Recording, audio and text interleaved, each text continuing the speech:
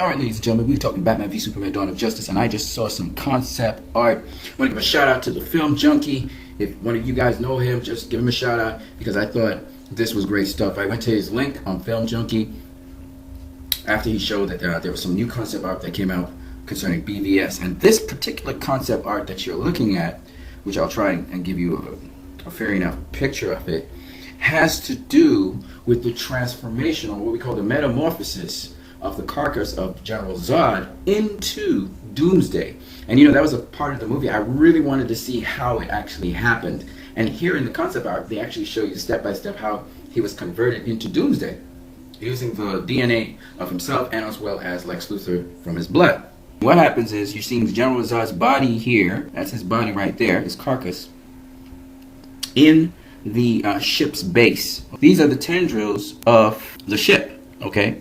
They're called tendrils, and at the end of the tendrils, these little sort of orange-looking things, they're called amniotic bubbles. So you know, like an amniotic sac in the womb, these are amniotic bubbles.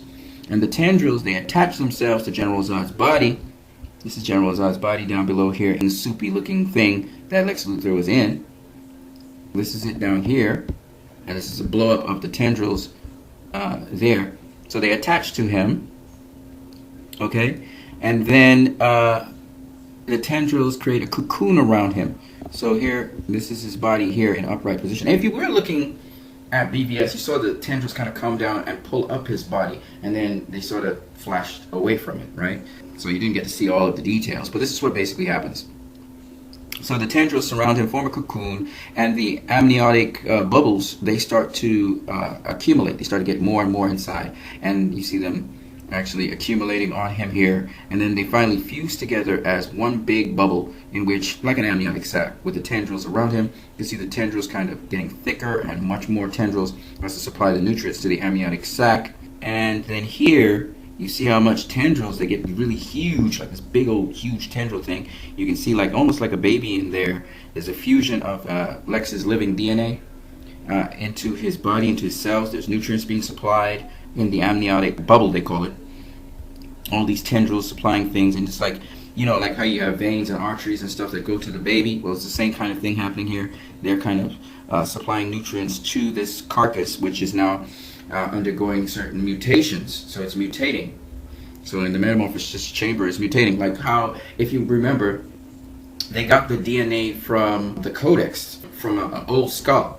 And the codex would go into these cells of these fetuses, and then it would metamorphosize them into whatever Kryptonian you want, right? Well, it's kind of the same thing, except in this case you can see that General Zod's body is metamorphosizing at a very rapid rate, almost like a cancer, and he's becoming bigger and bigger, and the body is living now. It's living and breathing, and I think the tendrils, they first go to the major organs like the heart, the lungs, the brain, and then the metamorphosis is really starting to become complete. And there, here you see Doomsday as he's ready to be released with all these tendrils and stuff. He's ready to hatch, they call it, hatch. And then you have all of these nice little, you can see all the supplies of nutrients to General Zod's body that is now converted into Doomsday.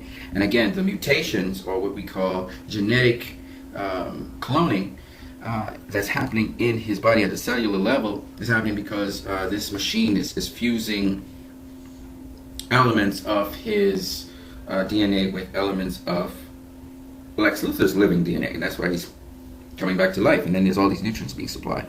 So I thought this was very revealing in the concept art, and I just wanted to show you guys that, because we never really saw the metamorphosis of Doomsday. We saw the beginning, and then we saw the ending. We never saw the intermediate. Pretty sure they had all footage of all of that as well, but they just couldn't incorporate it into the movie. Kudos to the Film Junkie for giving us this link.